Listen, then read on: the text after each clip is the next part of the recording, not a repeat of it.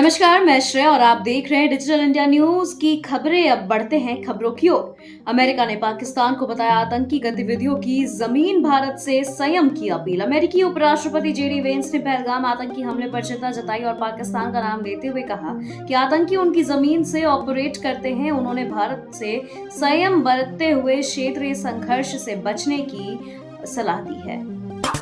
America ने आतंकी हमले पर भारत को दिया पूरा समर्थन, पीएम मोदी से ट्रंप की बात। जम्मू कश्मीर के पहलगाम में आतंकी हमले के बाद अमेरिका ने प्रधानमंत्री मोदी को आतंकवाद के खिलाफ लड़ाई में पूर्ण समर्थन देने का ऐलान किया है। राष्ट्रपति ट्रंप पहले ही पीएम मोदी से इस मुद्दे पर बात कर चुके हैं।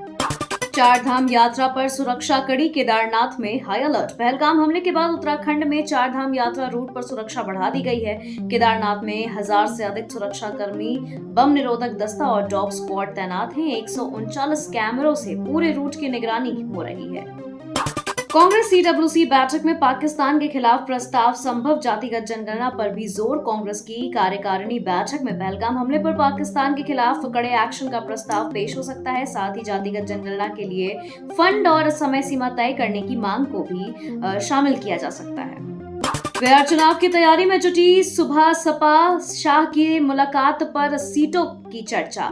ओपी राजभर ने गृह मंत्री अमित शाह से मुलाकात कर बिहार विधानसभा चुनाव को लेकर एनडीए के तहत सीटों पर बात की। सुबह सपा बिहार में एनडीए के साथ मिलकर चुनाव लड़ेगी।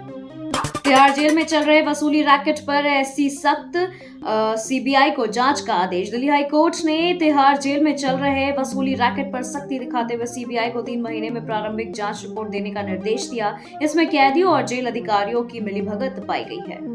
महेंद्र राजभर सपा में शामिल, बीजेपी को झटका। पीएम मोदी के कटप्पा कहे गए और सुबह सपा नेता महेंद्र राजभर ने समाजवादी पार्टी का दामन थाम लिया है। वे ओपी राजभर के करीबी माने जाते हैं और अब सपा को मजबूत करने की रणनीति में शामिल होंगे।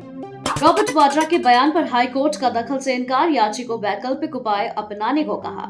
हाईकोर्ट ने कांग्रेस नेता रॉबर्ट वाड्रा के बयान पर दायर याचिका पर सीधे हस्तक्षेप करने से इनकार कर दिया और याचिकाकर्ता को अन्य कानूनी रास्ते अपनाने की सलाह दी है।